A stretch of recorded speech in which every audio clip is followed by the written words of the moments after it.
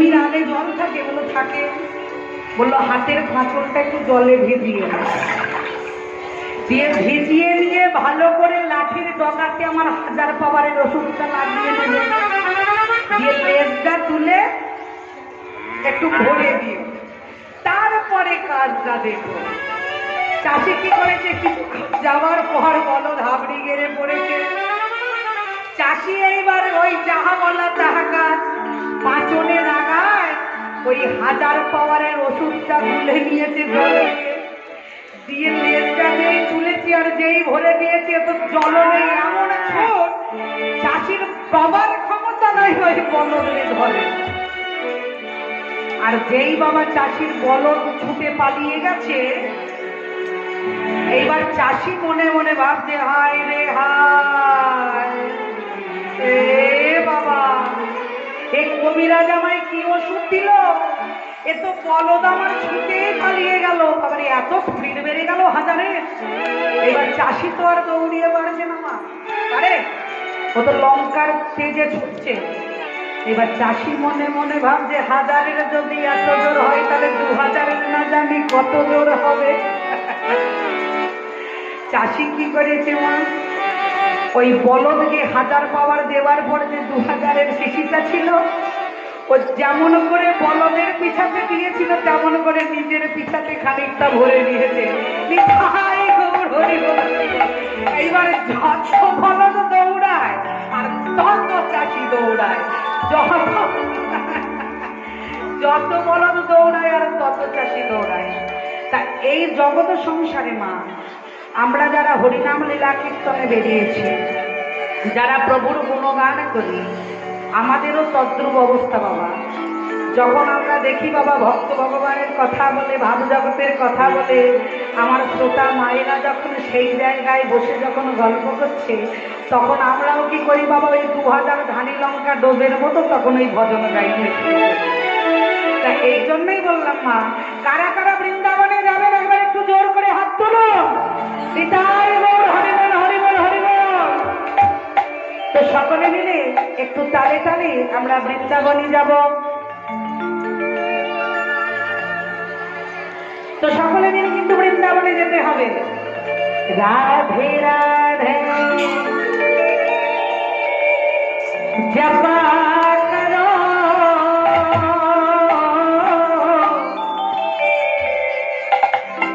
कृष्ण का नाम रस पिया करो। সবাই মিলে বসে বসে হবে রাধে রাধে রাধে রাধে রাধে রাধে।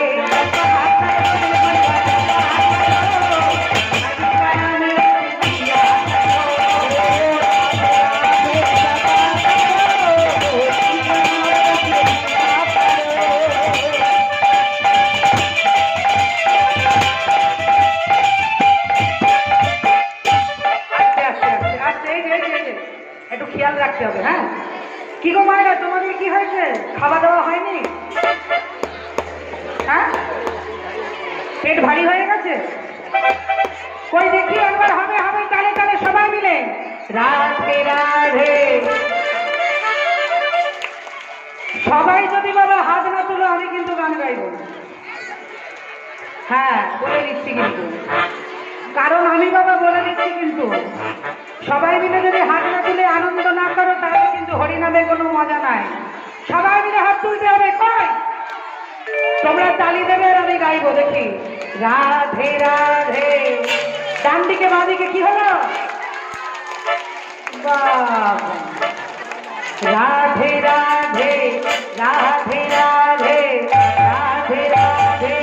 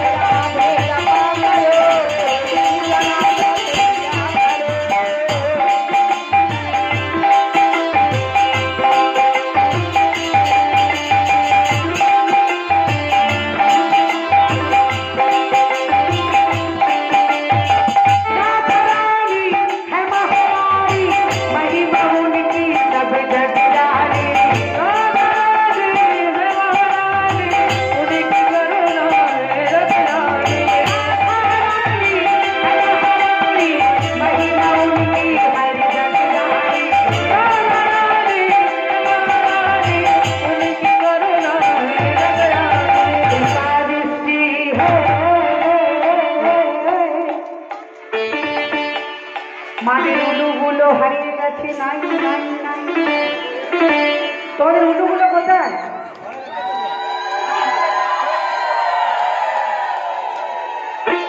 মায়েরা দিচ্ছে তো? আর তুমি একবার দিয়ে দেখি না বাবা।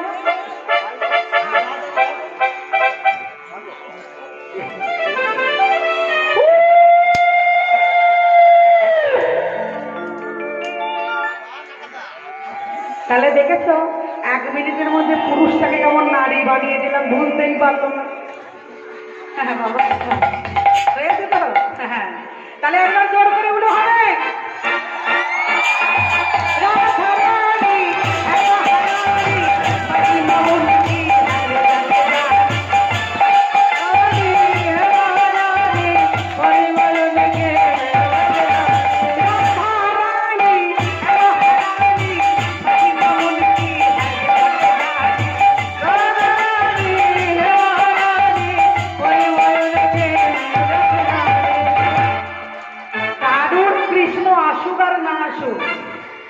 এই যে সামনে বসে রয়েছে এদের কৃষ্ণ আসবে, আসবে না? মোবাইলে আসবে দেখবি, বাঁশি বাজাবেন, এখন তো মোবাইলে নেই তো। রাধা রানী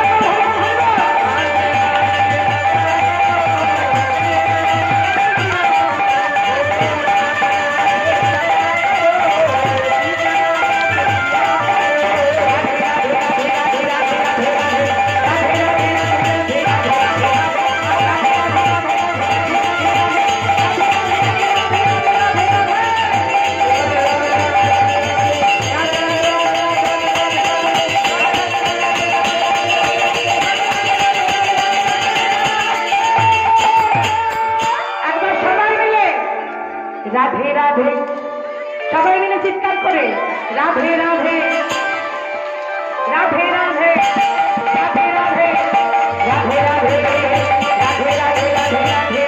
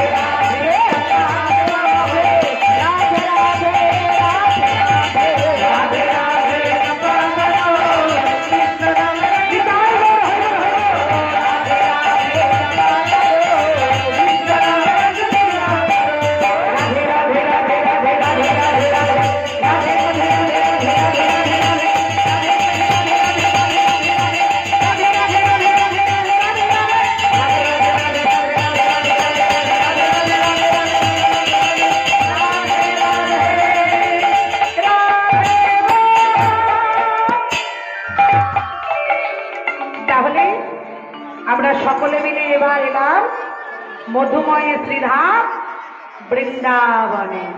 কোথায় এলাম মা? জোরে বলতে হবে, চিৎকার করে, কোথায় এলাম? একদম ফুল এনার্জি নিয়ে বন বিটাকে সব বসে আছে। জয় রাধে জয় রাধে। তাহলে আজকে মাগো বৃন্দাবনে এসে দেখি আজ যে প্রাণ গোবিন্দের লীলাকে আমরা দর্শন করব, শ্রী কৃষ্ণ বংশী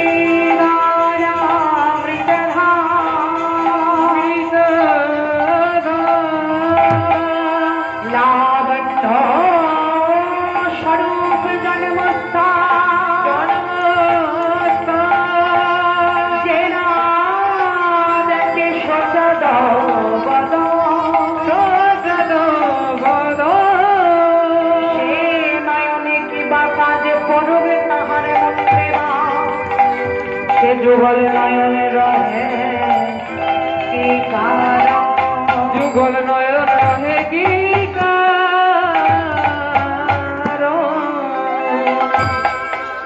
তাহলে মাগো আজ 64 প্রকারের সর্বলীলা হচ্ছে শ্রেষ্ঠ লীলা ভগবান শ্রীকৃষ্ণের রাস রসলীলা।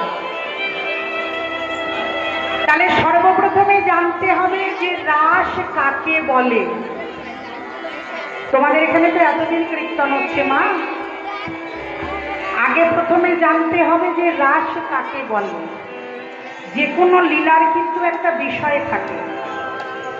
তাহলে রাস কাকে বলে আর রাস হচ্ছে কত প্রকারের। আজকে একটু চিন্তা ভাবনা করে দেখুন মা, আমরা এখানে বসে আনন্দ করছি, কিন্তু দেখলেন তো সামনে দিয়ে এখন কি গেল অ্যাম্বুলেন্স, গেল না?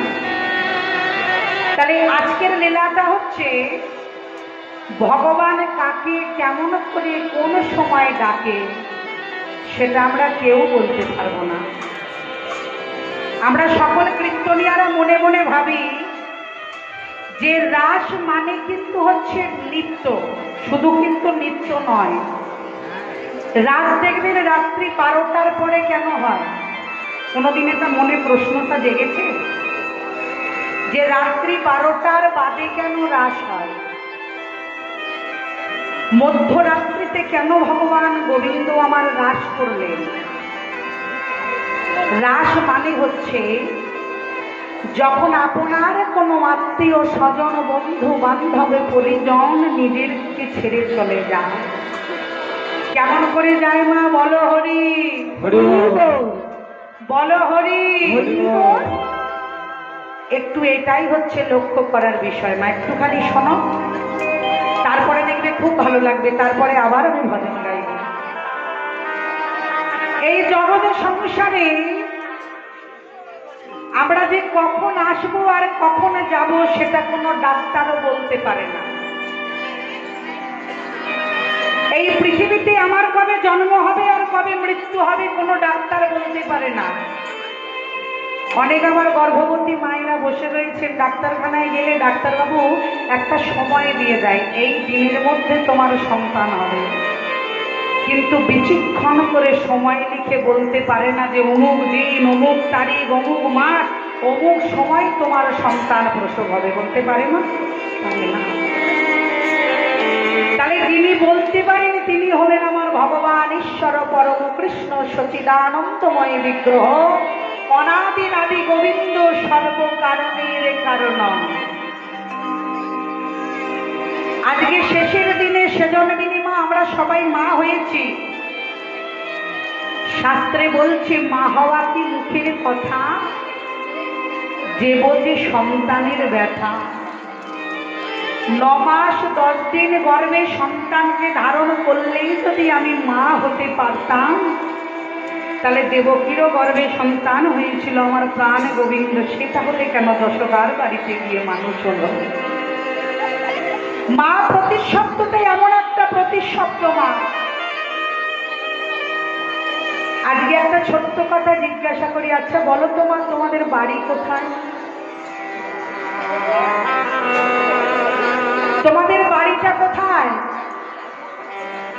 অনেকে বলবেন কেন গো, তুমি জেনে শুনেও জানো না? আমাদের বাড়ি তো রাজাপুর গ্রামে, এই যে কীর্তন করতে এসেছো এখানে।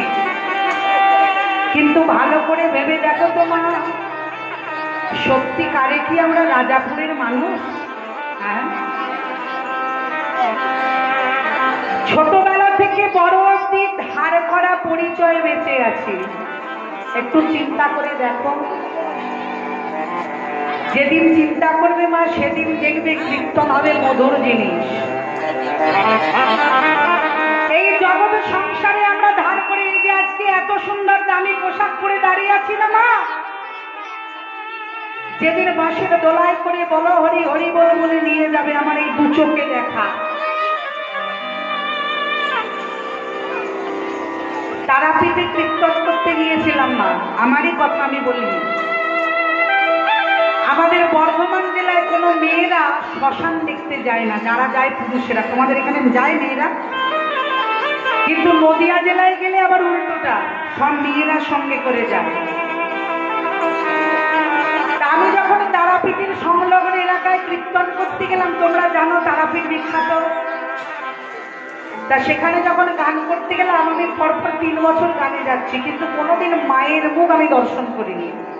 ছোটবেলায় একবার মায়ের মুখে শুনেছিলাম যে আমি নাকি ওই তারাপীঠের একটা মানসিক ছিল, মা সেখানে নিয়ে গিয়েছিল, তখন আমার ছোটবেলা অবস্থা, জ্ঞান নেই। তা যখন গান করতে গেলাম তখন ওখানকার কমিটির দাদারা বলছে, হ্যাঁ গো দিদি, কত দূর দূর থেকে লোকেরা আমার তারা মাকে দেখতে আসে, আর তুমি এই সামান্য 2 কিলোমিটার রাস্তা একবার যাবে না? আমি বললাম বেশ। তা আমার দলের যারা ভাইরা রয়েছে তারা বলছে, দিদি তারাপীঠে কিন্তু মহা শ্মশান। আর বিশ্বাস করুন মা, মহা শ্মশান বলতে আমি বুঝেছি যে সাধক বামা খ্যাপাকে সেখানে সমাধিস্থ করা হয়েছে, তাই মনে হয় সেটা মহা শ্মশান। আমি বুঝি নাই যে সেখানে শবদাহ করা হয়। তা আমি যখন মায়ের মন্দির থেকে বেরিয়ে আমি যখন পিছনে দাঁড়িয়ে রয়েছি, তখন দেখছি আমার থেকেও ছোট্ট একটি মেয়েকে শতরঞ্জির মধ্যে মাদুরে শোয়া। আমি কিন্তু লক্ষ্য করিনি না, আমি পিছনে বসে আছি আর ওই মেয়েটার চরণ দুটো আমার গায়ে ঠেকছে, আমি খেয়াল করিনি। তা আমার কর্তা তখন বলছে, সরে এসো। আমি বলছি বসি না, অনেকক্ষণ মন্দির ঘুরেছি তো খুব হাঁপিয়ে গেছি, একটু বসি, জল খাই। বলছে তুমি ওখান থেকে সরে এসো। ও তো আমাকে বলতে পারছে না যে তোমার পিছনে মৃতদেহ পড়ে আছে। কিছুক্ষণ বাদে আমাকে হাত ধরে টেনে নিয়ে চলে এসেছে। আমি তখন বললাম, আমি তো ভালোই বসেছিলাম, তুমি আমাকে অমন করে হাত দুটো ধরে টেনে নিয়ে এলে। তা যখন পিছন ঘুরেছি তখন দেখছি মা ওই মেয়েটাকে ডোমেরাদের বাড়ির লোকেরা কাঁধে করে তুলে নিয়ে ওই কাঠের চিতায় নিয়ে শুয়ে দিল। আর যখন শুয়ে দিচ্ছে না মা, তার সর্বই অঙ্গে একটা একটা করে কাপড় যা ছিল সব কিছু তুলে দিচ্ছে। ওই দৃশ্যটা দেখার পর আমি মনে মনে ভাবলাম, হায় গোবিন্দ, যে রূপ নিয়ে, যে যৌবন নিয়ে, এই এত বড় গাড়ি, এত বড় বাড়ি নিয়ে যে অহংকার আভিজাত্য আমার, এই জগতে সংসারে কত মানুষ বলে রূপের অহংকার, কেউ অর্থের অহংকার, কেউ প্রাচুর্যের অহংকার, কেউ এত দামি বাড়ি গাড়ির অহংকার করে।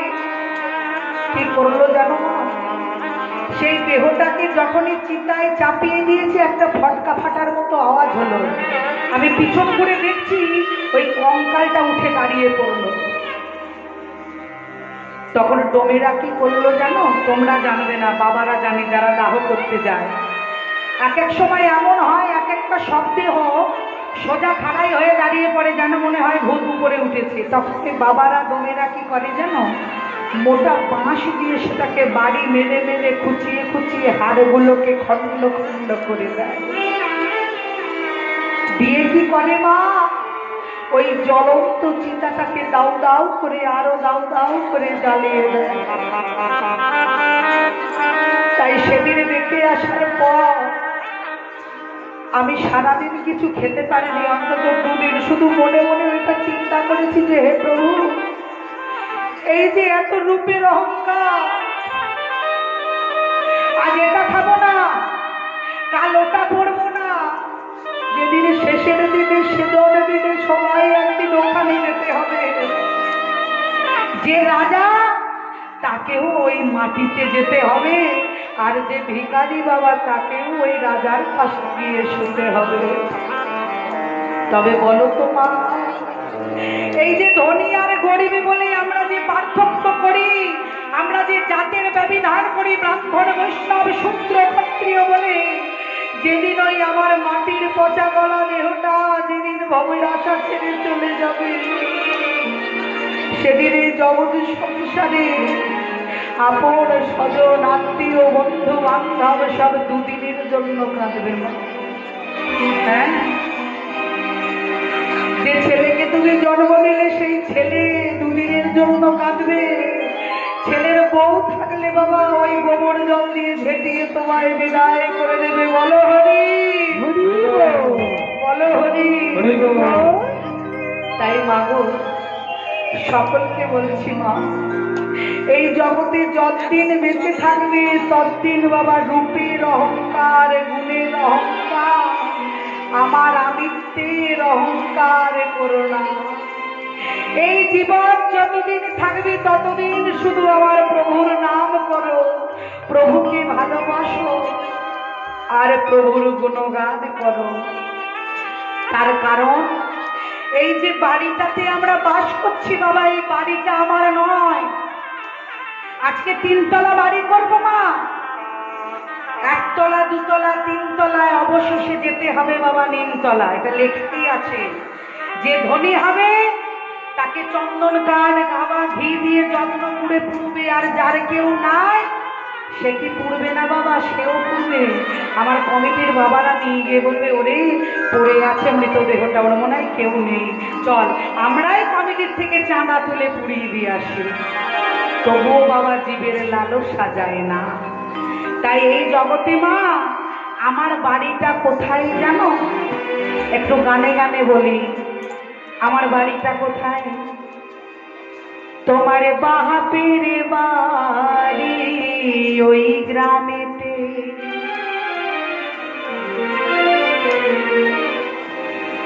তোমার শ্বশুর বাড়ি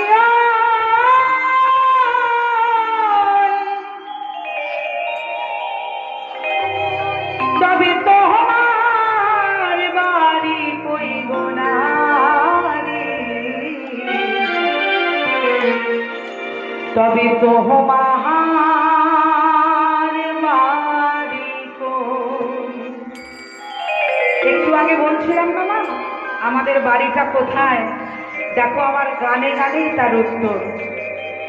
তোমার বাপের বাড়ি, একটু তালে তালে, তোমার বাপের বাড়ি ওই গ্রামেতে, শ্বশুর বাড়ি ওই, তবে তোমার বাড়ি ওই গোনারি, তোমার বাড়ি তবে তোমার বাড়ি ওই গোনারি, তোমার বাড়ি তোমার বাপের বাড়ি ওই গ্রামেতে, শ্বশুর বাড়ি ওই, তবে তোমার বাড়ি ওই গোনারি, তোমার বাড়ি আর তোমার বাড়ি ওই গোনারি, তোমার বাড়ি ওই গোনারি।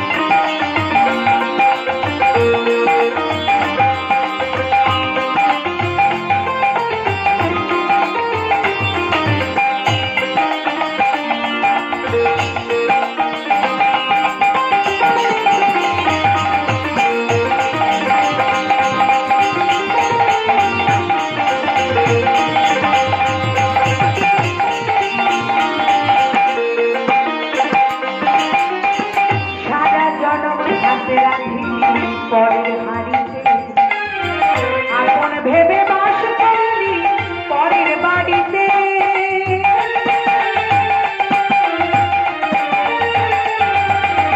সারা জন্ম রাধে রাধি পরের হাড়িতে আপন ভেবে বাস করলি পরের বাড়িতে পরের বাড়িতে বাস করে চলা তবে তোমার বাড়ি তবে আমার বাড়ি তবে তোমার বাড়ি করিব রানী তোমার বাড়ি তবে তোমার বাড়ি করিব রানী তোমার বাড়ি তবে তোমার বাড়ি করিব রানী তোমার বাড়ি তবে তোমার বাড়ি করিব রানী তোমার বাড়ি আপন ভেবে নিজের বাড়ি লীলা ভাবে মহাকালের পালকি যেদিন আসবে গো নেমে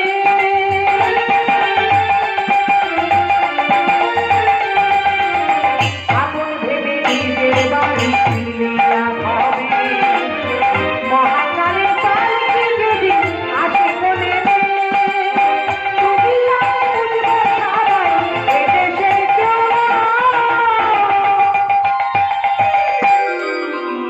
তবে তোমার বাড়ি করিব রানী তোমার বাড়ি তবে তোমার বাড়ি করিব রানী তোমার বাড়ি আর তোমার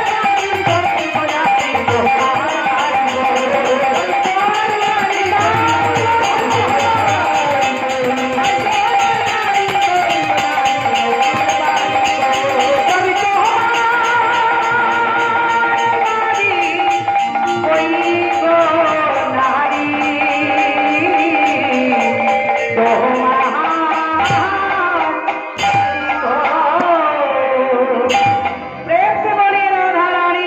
তোমার তাহলে মাগো এই যে বাড়িটায় বাস করছি সেটাও আমার নয়, এই যে নামটা ধরেছি সেটাও কিন্তু আমার নয়। কারণ শিশুকালে বাবা কৃষ্ণ ভজনা হয় কৃষ্ণ পাওয়ার আসে, যৌবনকালে কৃষ্ণ ভজনা করো কৃষ্ণ আসে কি নাই আসে, আর বৃদ্ধ বয়সে মা কৃষ্ণ ভজনা হয় জমের তরাসে জমের তরাসে। তাহলে আজকে রাস হচ্ছে তিন প্রকার, রয়াকার তালিবর্ষ, রয়াকার দন্তেশ্ব আর রয়াকার মূর্ধন্যস্ব। তাহলে আজ যে রাসটা হবে সেটা হচ্ছে রয়াকার দন্তেশ্ব। রয়াকার দন্তেশ্ব রাস মানে কি না রস বৈশ রাস হব্যাং লব্ধয়ানন্দ ভবতি সব নৈব একাকি নরমতে। আজকে সখীরা আমার গোবিন্দকে পাওয়ার জন্য তারা করিলেন কাত্যায়নী ব্রত। তাই আসুন আজ গোবিন্দকে পাওয়ার জন্য গোপীরা কাত্যায়নী ব্রত করছে। তাই আমরাও আজকে একটু দেবী দুর্গাকে ডাকবো। তাই সকলে মিলে আমরা দেবী দুর্গাকে ডাকি চণ্ডী পাঠের মাধ্যমে। সকলে মিলে একটু উলুধ্বনি হরিধ্বনি দেবেন। দেবী মহামায়াকে স্মরণ না করলে তো আমরা রাসলীলা